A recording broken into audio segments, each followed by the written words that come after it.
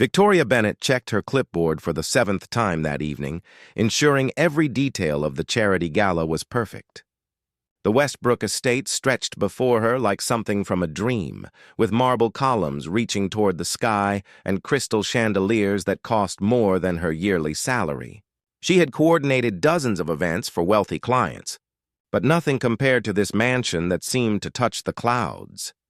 The evening air carried the scent of roses from the elaborate garden displays she had personally arranged. Guests in designer gowns and tailored tuxedos mingled on the terrace, their laughter mixing with the soft melody of the string quartet. Tori smoothed down her simple black dress, reminding herself that she was here to work, not to feel inadequate among people who spent more on shoes than she paid in rent. The man in the garden. She walked through the garden to check on the outdoor bar setup, when she noticed someone standing alone near the fountain. The man had his back turned, hands in his pockets, staring at the water with an intensity that seemed out of place at such a festive gathering. Even from behind, she could tell this was Julian Westbrook himself. She had seen his picture in business magazines, but photographs had not captured his actual presence. Tori hesitated, wondering if she should leave him to his solitude. But she needed to confirm the champagne order for the midnight toast, and he was standing directly in her path to the storage area. She cleared her throat softly as she approached. "Excuse me, Mr. Westbrook, I am so sorry to interrupt." He turned, and Tori found herself looking into the most tired eyes she had ever seen. Julian Westbrook was handsome in that polished way wealthy men often were, with dark hair touched with silver at the temples and a strong jawline. But his eyes held a sadness that no amount of money could hide. A moment of honesty. "You are not interrupting anything important." He gestured at the party behind them. "Just hiding from my own event. Is that terrible?" Tori smiled despite herself. "I think it is your event, so you are allowed to hide if you want. I just needed to get past you to check on something." "What is your name?"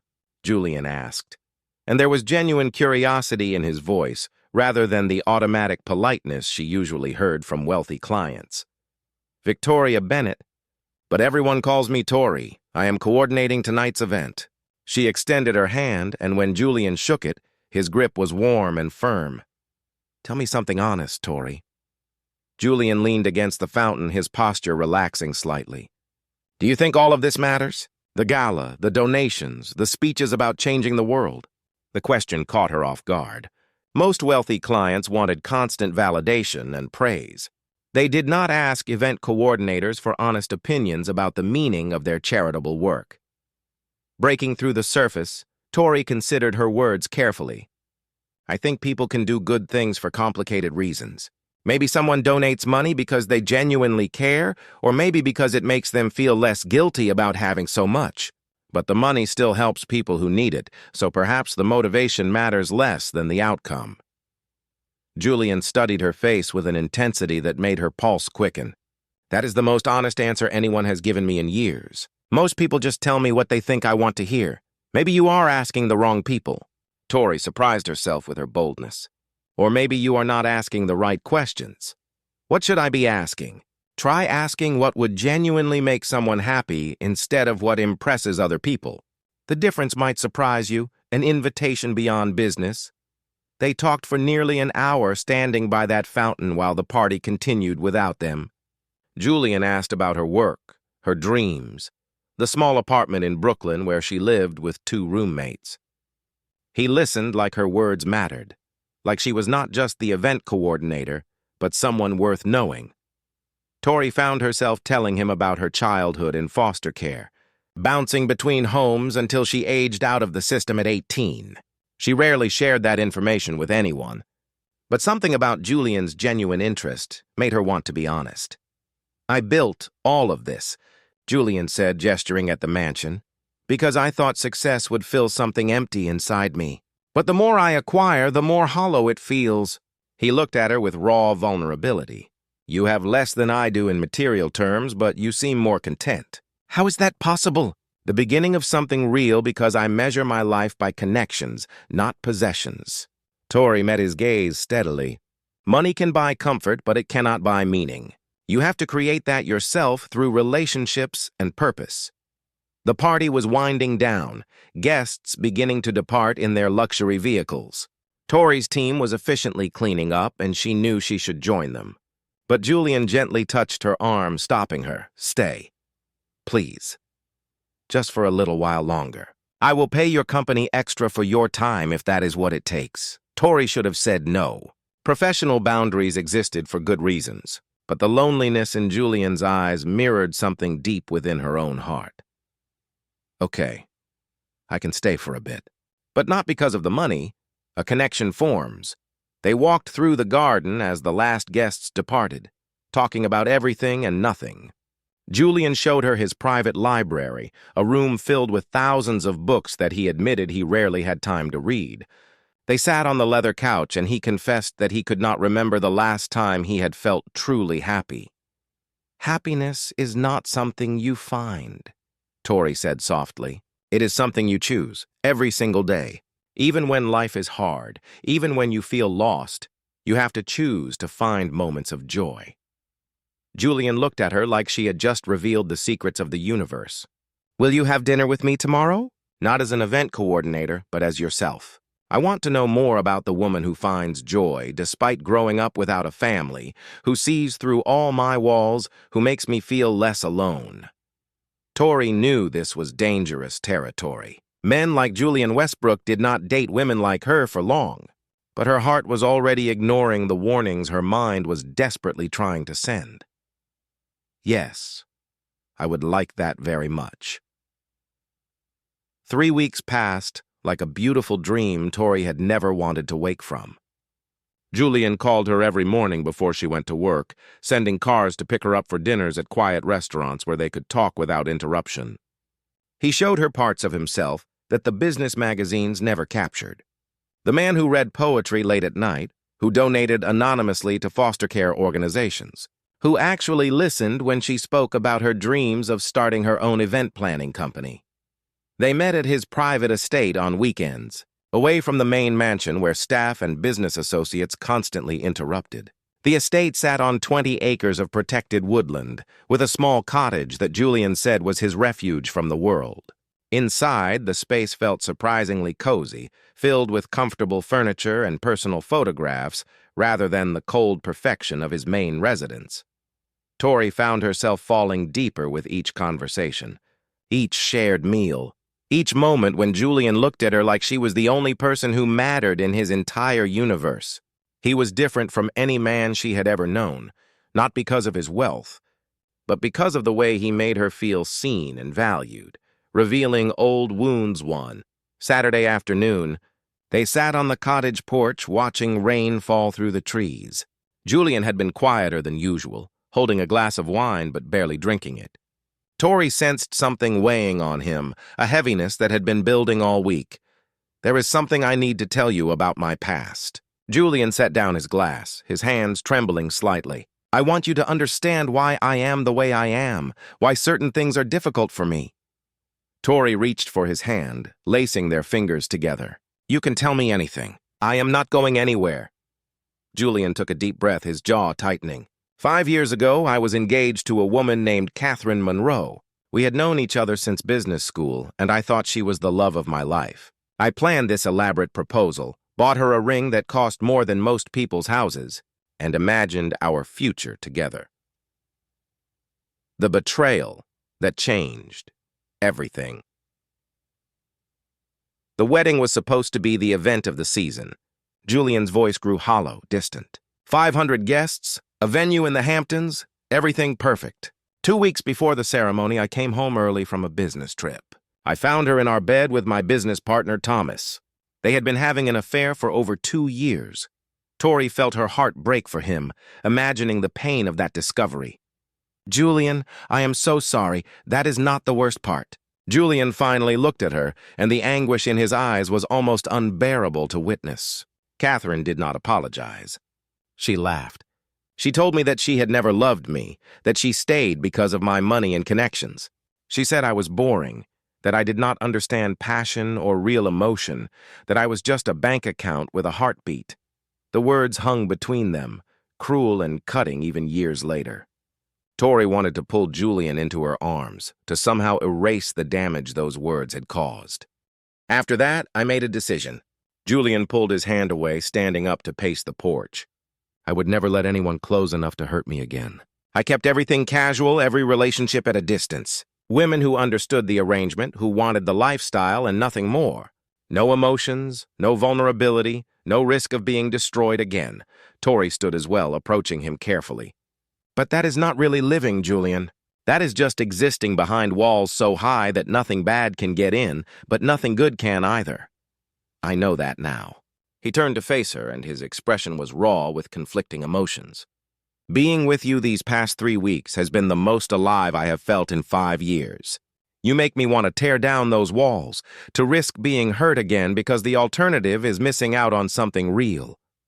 A moment of truth. They stood in the rain that had started falling harder, neither of them caring about getting wet. Julian cupped Tori's face in his hands, his thumbs brushing away raindrops from her cheeks. I am falling in love with you, Tori. That terrifies me more than any business deal or financial risk ever could. Tori felt tears mixing with the rain on her face. I am falling in love with you too, and I know about being scared of letting people in. Growing up in foster care taught me that everyone leaves eventually, that trusting people just leads to disappointment. But you make me want to believe that some people stay.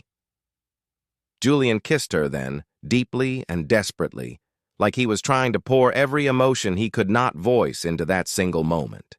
They moved inside the cottage, leaving a trail of wet clothes as they made their way to the bedroom. Every touch felt sacred, every kiss a promise of something more. When fear takes control, they lay together on the bed, Julian's hands tracing patterns on Tori's skin. She could feel his heart racing beneath her palm, matching the rhythm of her own. This felt right in a way nothing else ever had, like two broken pieces finally finding where they fit together. But then something shifted. Julian's body went rigid, his breathing becoming shallow and rapid. He suddenly pulled away, sitting on the edge of the bed with his back to her. Julian, what is wrong? Tori reached for him, confused by the abrupt change. I cannot do this. His voice was cold, nothing like the warmth from moments before. This is moving too fast. I thought I was ready, but I am not. The cruelest kind of rejection. Tori felt like she had been slapped. What are you talking about? We were just talking about how we feel, about taking this chance together. Julian stood, pulling on his shirt with mechanical movements. That was a mistake. I should not have said those things. I do not do relationships, Tori. I thought I made that clear from the beginning. You told me you were falling in love with me less than an hour ago. Tori wrapped the blanket around herself, feeling exposed and vulnerable in every possible way. You cannot just take that back. I can and I am. Julian still would not look at her, his shoulders tense with barely controlled emotion. This whole thing was a mistake. You should leave.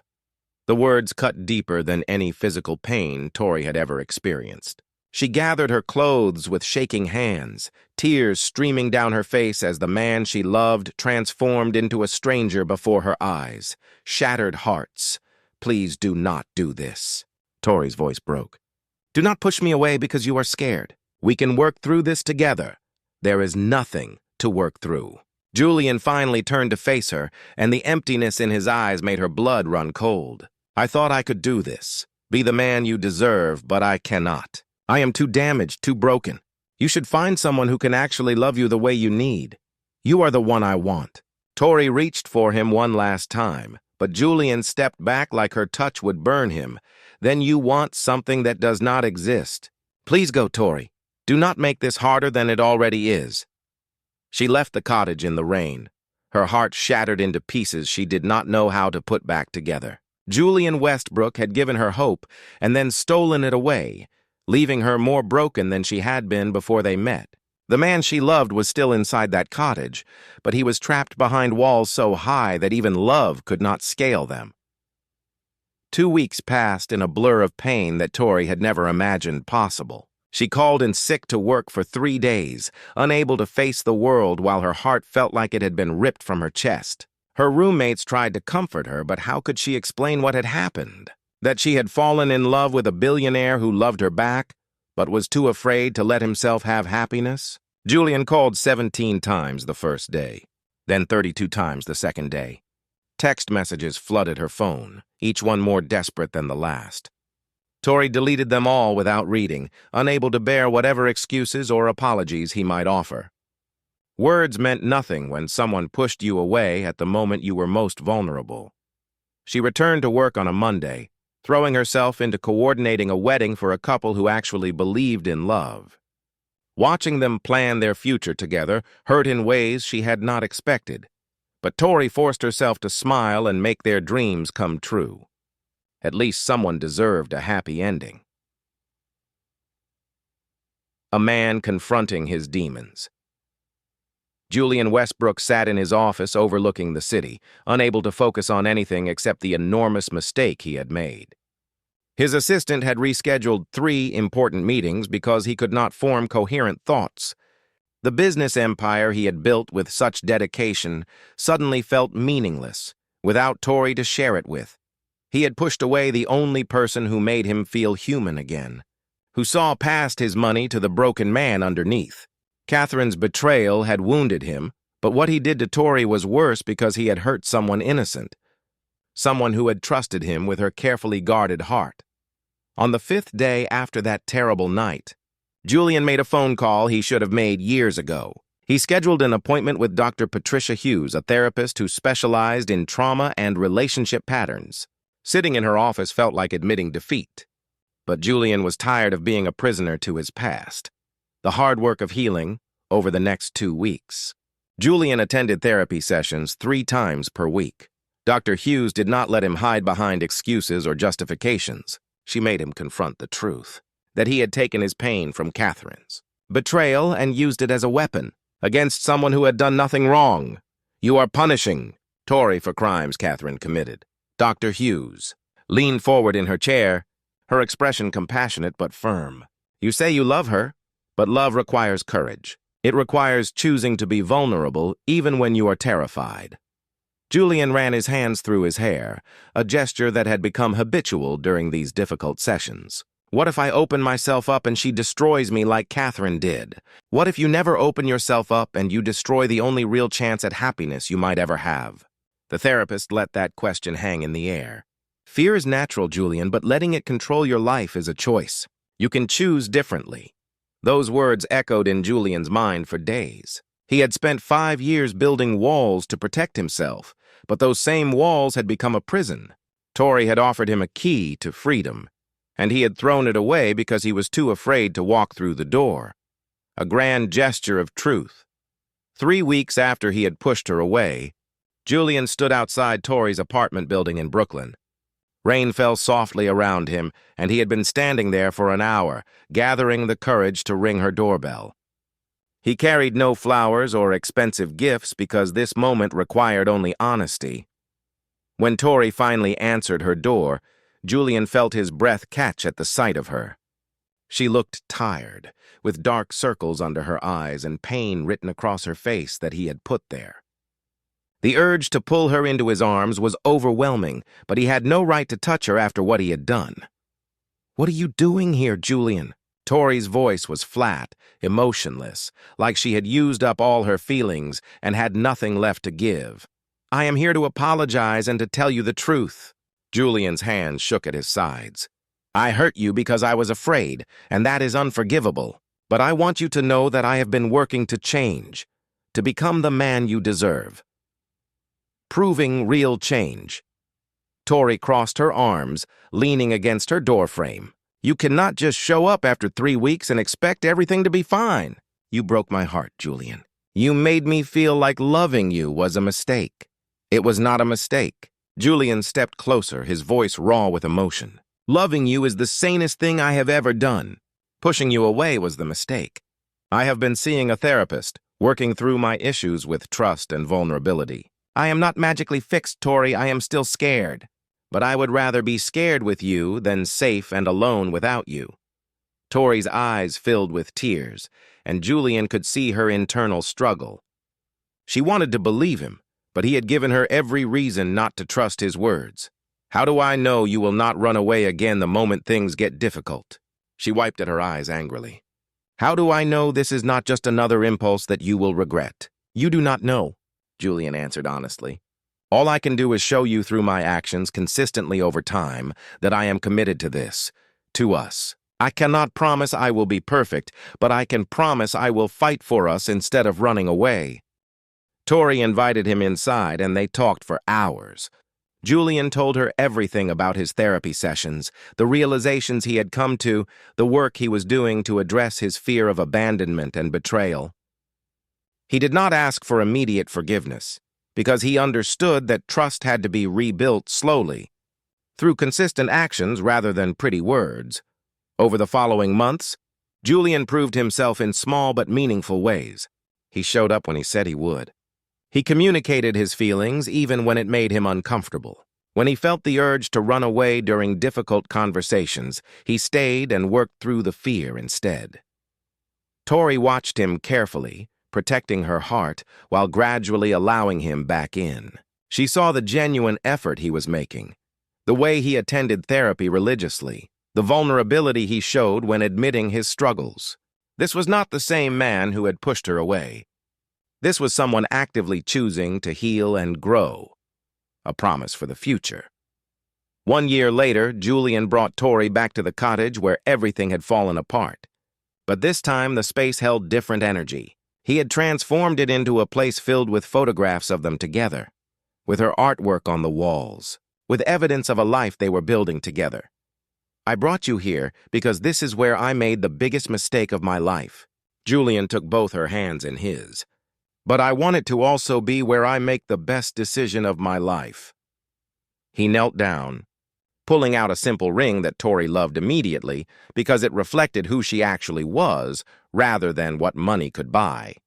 Victoria Bennett, you taught me that love requires courage, that healing is possible, that broken people can choose to become whole. Will you marry me? Not because of what I can give you, but because of who we are together. Tori pulled him up, kissing him with all the love and hope she had been carefully nurturing back to life. Yes, 1,000 times. Yes. The life they chose.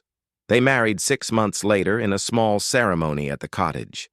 Surrounded only by people who truly mattered, Julian had learned that grand gestures meant less than daily choices to love and be loved.